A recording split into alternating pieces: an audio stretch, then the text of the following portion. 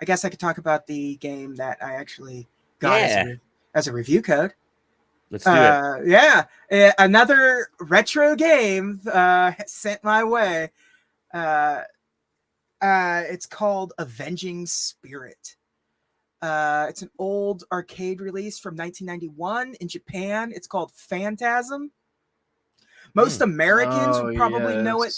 Most Americans would probably remember it more for the Game Boy game that came out. That one was an earlier Game Boy game, 1992, that has one of the most like deceiving box arts of the time, where it's just like a gangster with a Tommy gun and a spotlight, and that is to be fair, there is gangsters in the game, but not like how it's presented here. So this Avenging Spirit, this is a studio that is playing fast and loose with the concept of a like classic game or even a cult classic game. This really does feel like it's a weird cash grab on a license that they have for old games, because nobody has really any affinity for Avenging Spirit. The story goes as such: you are killed by the mafia. No. They kidnap your girlfriend. Her father resurrects you as a ghost because he is a paranormal investigator. Yeah, because he's a paranormal investigator. And so at the beginning of the game, you're presented with Mob Psycho. Yeah, yeah, pretty much. You were presented with 4 characters, and you possess one of the characters, and that's your starting character. You get their power set. And then once you're in that power set, that's how you're going around these levels. You have 2 health bars. You have the health bar of the character you've possessed and the health bar of your ghost. When your character that you've possessed dies, you have to find another character to take over. And you also have limited time. Your health bar is slowly draining when you're outside of a host. So if you're as a ghost, when it gets to nothing, you die even more. I guess game over. And it's a good idea. It's pitifully easy of a game, especially for an arcade game. You can beat it relatively quickly, a couple of hours if you're like bad at it.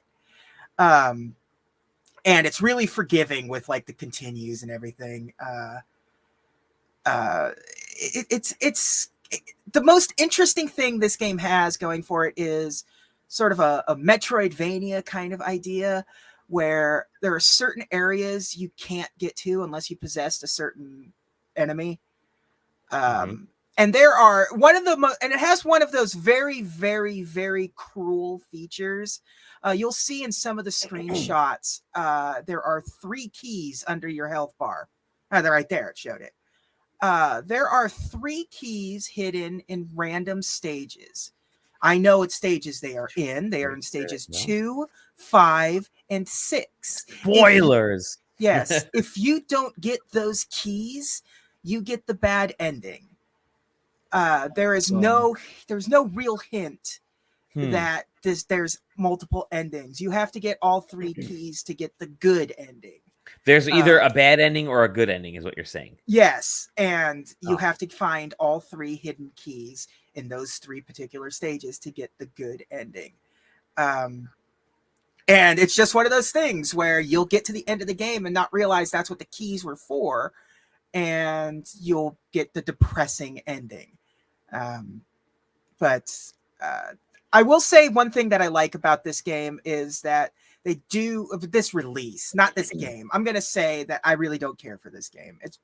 It's easy. It's a cool concept that it doesn't like Kirby does it better. You know, it's basically the same thing. Like and Kirby's for babies. Kirby's for babies, and so is this game.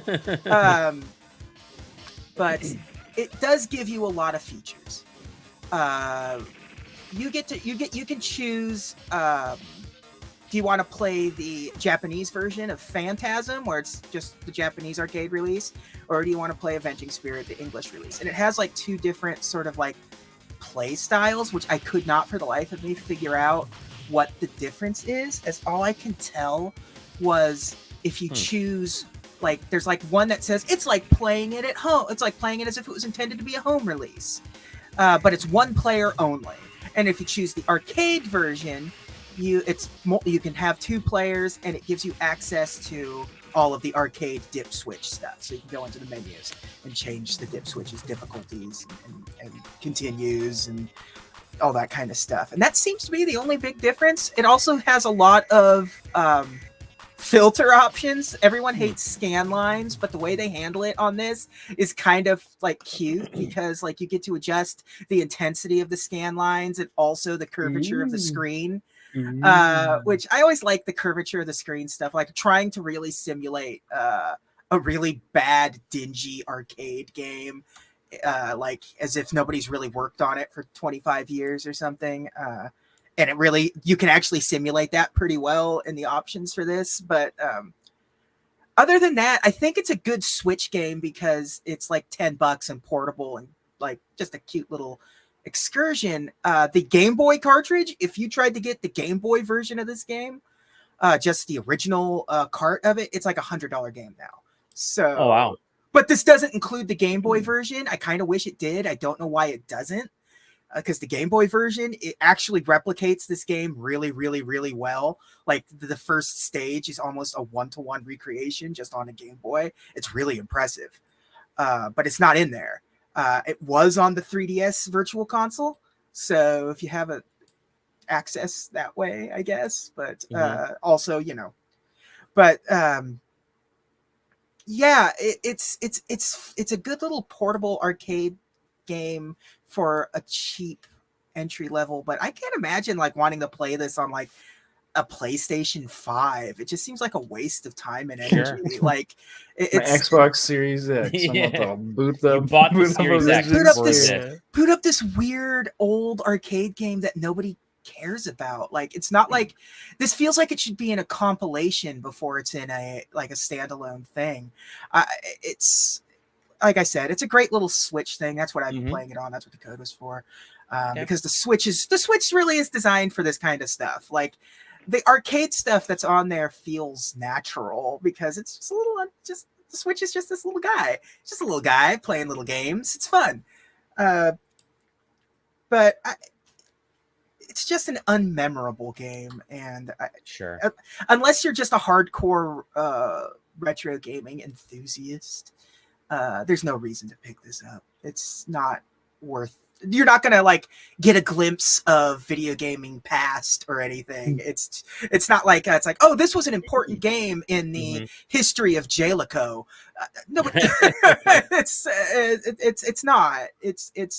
It was a good Game Boy game, and absolutely nobody in North America remembers the arcade version. I've never been in an arcade in the last 20 years and seen an Avenging Spirit cabinet like propped up in like an old time arcade or anything. So there's definitely a guy on YouTube who is way too excited about this game though. Oh like, yeah, no, this is like, yeah. There's usually more than one. Usually more than one. That's why I always have a hard time like really digging into some of the older games, because especially with older games, it is somebody's absolute favorite game of all time. And it's like, yeah, power to you, but this does not do it for me in any way.